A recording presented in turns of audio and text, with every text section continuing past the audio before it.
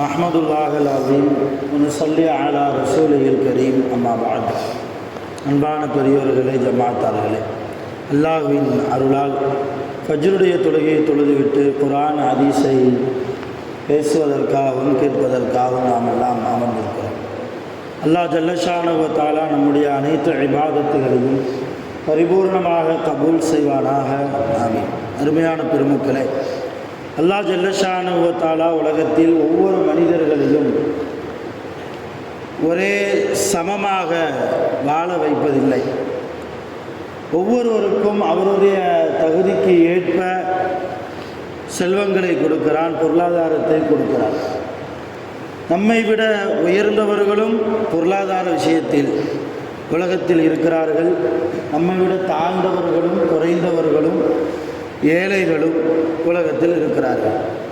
அல்லாஹ் தஆலா இது குறித்து நபி ஸல்லல்லாஹு அலைஹி வஸல்லம் அவர்கள் தெளிவுபடுத்துகிறார்கள். வர்ல பிமா கஸமல்லாஹு லக், அல்லாஹ் உங்களுக்கு எதை கொடுத்தானோ அதை கொண்டு நீங்கள் திருப்தி அடையுங்கள். இன்னும் வேண்டும் இன்னும் வேண்டும் என்கிற எண்ணம் பொருளாதார உலக விஷயத்தில் இருக்க வேண்டாம். இன்னும் வேண்டும் என்கிற எண்ணம் நன்மை சம்பாதிப்பதில் தான் இருக்க வேண்டும்.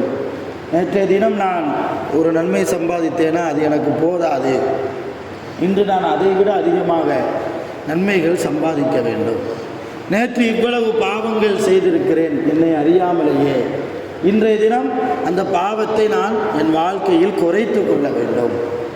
இப்படி நன்மை விஷயத்தில் தான் அதிகம் வேண்டும் வேண்டும் என்கிற எண்ணம் வேண்டுமே தவிர பொருளாதார விஷயத்தில் அதிகமாக வேண்டும் என்கிற எண்ணம் இருக்கக்கூடாது. அதனால தான் அல்லாஹ் சொன்னால், அல்ஹாக்கு முத்தகாசு, அதிகம் வேண்டும் என்கிற உங்களுடைய எண்ணம் உங்களை பாழாக்கிவிடும். எதுவரைக்கும் உங்கள் அந்த எண்ணம் இருக்குது தெரியுமா? ஹத்தா ஜுர்துமுல் மகாபிர், கபர்களுக்கு போகிற வரைக்கும் உங்களுக்கு அந்த எண்ணம் இருக்கிறது. கபருக்கு போகிற வரைக்கும் காசு பணத்தை சேர்த்துக்கிட்டே இருக்கீங்க. கபருக்கு போகிற போது எதையும் கொண்டு போகிறது இல்லையே. அல்லாஹ் அந்த ஆயத்தில் இந்த படிப்பனையை நமக்கு உணர்த்துகிறார். ஆக உலக பொருளாதார விஷயத்தில் நம்மை விட அதிகமாக யாருக்காவது கொடுக்கப்பட்டிருந்தால் அதை பார்த்து நாம் ஆச்சரியப்பட வேண்டிய அவசியம் இல்லை. அதே போன்று நம்மை விட மிக தாழ்வாக வறுமையாக யாரெல்லாம் நமக்கு கீழே இருக்கிறார்களோ அவர்களுக்கு நமக்கு அல்லாஹ் கொடுத்ததிலிருந்து எடுத்து நாம் கொடுக்கிற போது அல்லாஹ் நம்முடைய ரிஸ்கை விசாலப்படுத்துவார். எந்த விதமான இக்கட்டான நெருக்கடியான வாழ்க்கையை விட்டும் அல்லாஹ் நம்மை பாதுகாப்பான். அதனால தான் ரசூலுல்லாஹி ஸல்லல்லாஹு அலைஹி வஸல்லம் அவர்கள் சொன்னார்கள், வர்ல பிமா கஸமல்லாஹு லக், அல்லாஹ் உங்களுக்கு கொடுத்ததை கொண்டு நீங்கள் பொருந்தி கொள்ளுங்கள். உங்களுக்கு எவ்வளவு கொடுக்க வேண்டும், எதை கொடுக்க வேண்டும், எப்பொழுது கொடுக்க வேண்டும், அதை எப்படி கொடுக்க வேண்டும் என்பது படைத்த ரப்பல் ஆலமீனுக்கு தெரியும் என்றார்கள் நபிகள் நாயகம் ஸல்லல்லாஹு அலைஹி வஸல்லம். அதுதான் அல்லாஹ் குர்ஆனிலேயும் கேட்குறான், அலா யஅலமு மன் ஹலக், படைத்த ரப்பல் ஆலமீனுக்கு உங்களை பற்றி தெரியாதா என்று கேட்கிறார். உங்களுக்கு பதவியை எப்போ கொடுக்கணும், காசு பணத்தை எப்போ கொடுக்கணும், அதை எப்படி கொடுக்கணும், எத்தனை வயசில் கொடுக்கணும்.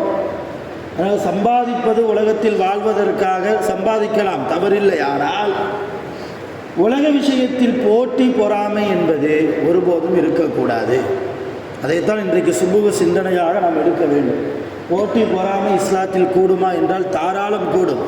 ஆனால் எந்த விஷயத்தில் போட்டி போடுவது? ஒருவர் நம்மை விட அதிகமாக மார்க்க கல்வியில் தேர்ச்சி பெற்றிருக்கிறார் என்றால் அவர் விஷயத்தில் நாம் பொறாமைப்படலாம். அல்லாஹ் அவருக்கு கல்வியை கொடுத்திருக்கிறானே, எனக்கு தரவில்லையே. அல்லாஹ் அவருக்கு மார்க்க சம்பந்தப்பட்ட ஞானத்தை அதிகமாக தந்திருக்கிறானே, எனக்கு அது போன்று இல்லையே, என் பிள்ளைக்கு அது போன்று இல்லையே, இந்த விஷயத்தில் பொறாமை கொள்ளலாம்.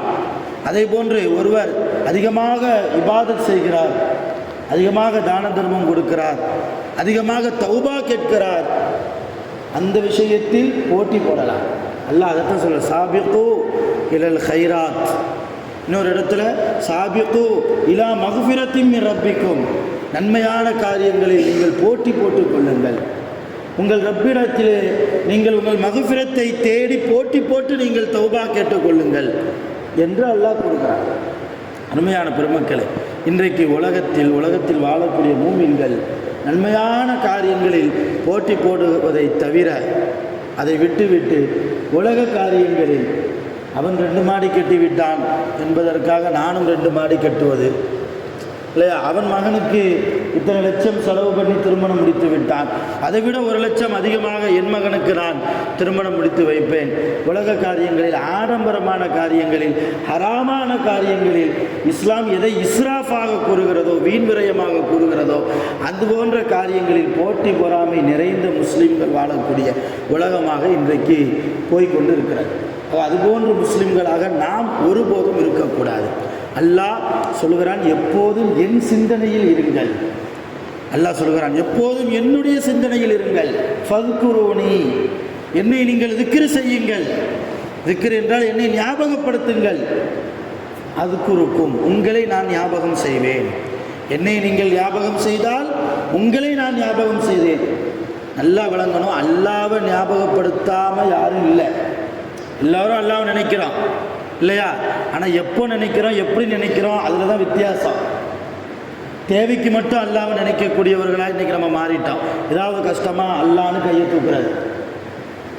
எல்லா நேரத்திலும் அல்லாவை நினைக்கிற சிந்தனை இருந்தால் அல்லாஹ் நம்மை நினைப்பான். நாம் அல்லாவை நினைக்கிறதுனால அல்லாவுக்கு எந்த லாபமும் இல்லை. ஆனால் அல்லாஹ்வுடைய சிந்தனையில், அல்லாஹ்வுடைய அருள் பார்வையில் நாம் மாட்டிவிட்டால், நாம் படுவோமையானால், அல்லாஹ் நம்மை பற்றி கொஞ்சம் சிந்திக்க ஆரம்பித்து விட்டால் நம்முடைய எதிர்கால வாழ்க்கை, கியாமத்து வாழ்க்கை எவ்வளவு சந்தோஷமாக அமைந்துவிடும். அதான் சொல்கிறேன், ஃபத்குரூனி, என்னை நீங்கள் திக்ர் செய்யுங்கள். அத்குருக்கும், உங்களை நான் திக்ர் செய்கிறேன். நம்மளை திக்ர் செய்கிறேன்னா உங்களை நான் நினைத்து பார்க்கிறேன் என்கிறார். அதாவது ரசூலுல்லாஹ் அல்லாஹ் சொன்னதாக சொல்லுவாங்க, என் அடியான் என் பக்கத்தில் நடந்து வந்தால் நான் அவன் பக்கம் ஓடி வருகிறேன். என் அடியான் என்னை நெருங்குவதற்காக ஓடி வருவானையானால் நான் எப்பொழுதும் அவன் கூடவே இருக்கிறேன். என் அடியான் கூடவே நான் இருக்கிறேன். நல்லா விளங்குங்க. அல்லாஹ் தஆலா குர்ஆனில் சொல்கிறான், வநஹ்னு அக்ரபு இலைஹி மின் ஹப்லில் வரீத். வநஹ்னு அக்ரபு இலைஹி மின் ஹப்லில் வரீத். அக்ரபு அப்படின்னா ரொம்ப நெருக்கம்னு அர்த்தம். இந்த பெடரி நரம்பை விட ரொம்ப நெருக்கமாக உங்களோடு நான் இருக்கிறேன் என்கிறான் அல்லாஹ். அந்த அல்லாவை நாம் விளங்கியிருக்கிறோமா, அறிந்திருக்கிறோமா? பெடரி நரம்பு எவ்வளோ நெருக்கம் நமக்கு இல்லையா, நம் உடம்போடு இருக்கிறது. அதை விட நெருக்கமாக அல்லாஹ் நம்மோடு இருப்பதாக குர்ஆனில் சொல்கிறான் என்றால், அவ்வளவு நெருக்கமாக இருக்கிற அல்லாஹ்வுடைய அந்த உணர்வு நமக்கு இல்லை என்றால், நாம் பாவம் செய்கிற போது, நாம் பொய் பேசுகிற போது, நாம் குர்ஆன் ஹதீஸிற்கு மாற்றமாக நடக்கிற போது, அருமையான பெருமக்களே, ஷைத்தான் இரத்த நாளங்களிலெல்லாம் ஓடுகிறான் என்றார்கள் நபிகள் நாயகம் ஸல்லல்லாஹு அலைஹி வஸல்லம். அதை தாண்டி அல்லாஹ்வுடைய நெருக்கத்தை நாம் பெற வேண்டும். அப்படி பெறுவதாக இருந்தால் அதிகமாக அல்லாஹ்வை திக்ர் செய்வது, அதிகமாக அல்லாஹ்வை ஞாபகப்படுத்துவது, அல்லாஹ் நமக்கு கொடுத்த பொருளாதாரத்தை பொருந்திக் கொள்வது, உலகத்தின் மோகத்தின் பக்கம் ஓடாமல் மறுமையின் சிந்தனையின் பக்கம் இருப்பது. அதனால தான் உஸ்மான் ரலியல்லாஹு தஆலா அன்ஹு பல தடவை சொல்லியிருப்பேன், இப்பவும் ஞாபகப்படுத்துகிறேன். கபிரிஸ்தானுக்கு போகிற போதெல்லாம் அழுவாங்களாம். கபிரிஸ்தானுக்கு போகிற போதெல்லாம் தேம்பி தேம்பி அழுவாங்க. சஹாபாக்கள் கேள்வி கேட்பாங்க, உஸ்மான் அவர்களே, நீங்கள் சொர்க்கத்தை பற்றி எங்களுக்கு பயான் செய்கிறீங்க, ஆனால் அழுகிறது இல்லை. சொர்க்கத்தை பற்றி எங்களுக்கு சொல்கிறீங்க, ஆனால் நீங்கள் அழுகிறது இல்லை. அதே போன்று நரகத்தை பற்றியும் நீங்கள் சொல்கிறீங்க, பயான் செய்கிறீங்க, அப்பவும் நீங்கள் அழுகிறது இல்லை. ஆனால் இந்த கபிரிஸ்தானுக்கு வருகிற போதெல்லாம், இந்த ஜன்னத்துல் பக்கி பக்கத்தில் வரும்போதெல்லாம் ஏன் இவ்வளவு தேம்பி தேம்பி தாடி முடிகளெல்லாம் நனைகிற அளவுக்கு அழுகிறீங்களே, என்ன காரணம்?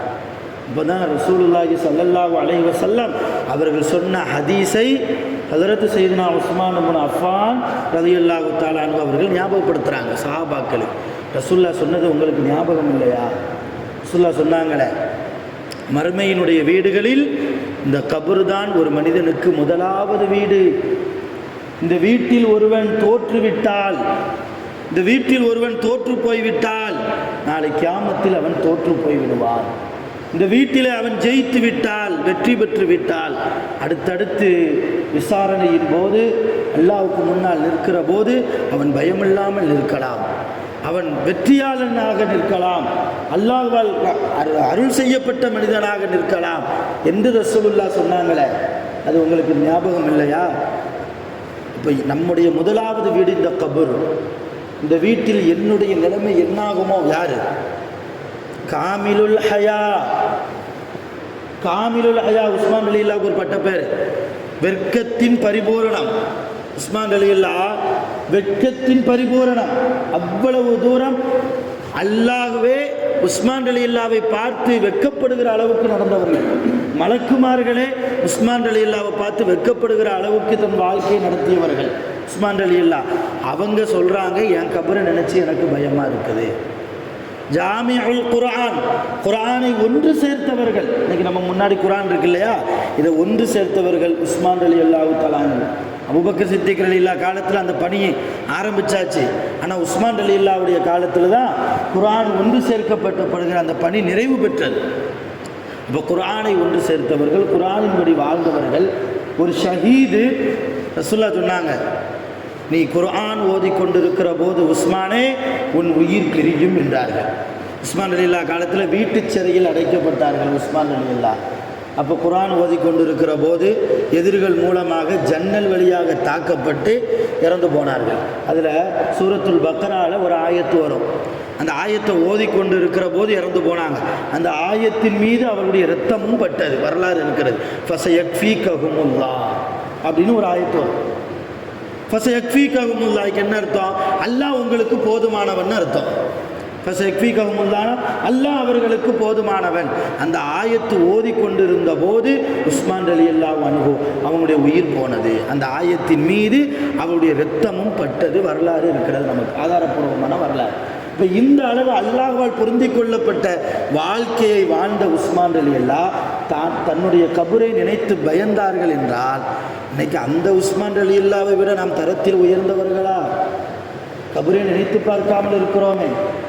உலகத்தினுடைய ஆசாபாசைக்கு பின்னால் போய் ஷைத்தானுக்கு கட்டுப்பட்ட நிலைமையில் நம்மை அறியாமலேயே நம்முடைய வாழ்க்கை போய்கொண்டிருக்கிறது. அது அருமையான பெருமக்களே, எல்லா நேரத்திலும் அல்லாஹ்வை நினைத்து பார்ப்போம், அல்லாஹ்வுடைய திக்ரில் இருப்போம், அல்லாஹ்வுடைய இஹ்லாஸான நிய்யத்து கொண்டு அல்லாஹ்வை தக்வா செய்து அவனுக்கு பிடித்தமான வாழ்க்கையை வாழ்வோம். வல்ல ரஹ்மான் அப்படிப்பட்ட வாழ்க்கையை வாழ்ந்து மரணிப்பதற்கு நம் அனைவர்களுக்கும் அருள் புரிவானாக. உலகத்தில் வாழ்கிற போது நோய் நொடிகள் இல்லாமல் ஆஃபியத்தான ஆரோக்கியமான வாழ்க்கையை வாழ்வதற்கும் வல்ல ரஹ்மான் நம் அனைவர்களுக்கும் தௌஃபீக் செய்வானாக. நீண்ட ஆயுள் காலம் அல்லாஹ்வால் கொடுக்கப்பட்டு சாலிஹான நிறைய அமல்களை செய்து கலிமா தௌஹீதை மொழிந்து ஸலவாத்தை மொழிந்து சிரித்த நிலைமையில் மரணிப்பதற்கு வல்ல ரஹ்மான் நமக்கும் நம்முடைய பெற்றோர்களுக்கும் நம்முடைய பிள்ளைகளுக்கும் மனைவிமார்கள் நம்முடைய குடும்பத்தார்கள் அனைவர்களுக்கும் வல்ல ரஹ்மான் தந்த அருள் புரிவானாக. ஆகிரு தஅவானா அனில் ஹம்துலில்லாஹி ரப்பில் ஆலமீன். சுப்ஹானல்லாஹி பிஹம்திஹி சுப்ஹானக்கல்லாஹு வ பிஹம்திஹி அஷ்ஹது அல்லா இலாஹ இல்லா அன்த அஸ்தக்ஃபிருக வ அத்தூபு இலைக். ஆமீன். சுப்ஹான ரப்பிக ரப்பில் இஸ்ஸத்தி அம்மா யசிஃபூன். சலாமுன் அலல் முர்ஸலீன் வல்ஹம்துலில்லாஹி ரப்பில் ஆலமீன். ஸல்லல்லாஹு அலா முஹம்மத் ஸல்லல்லாஹு அலைஹி வஸல்லம்.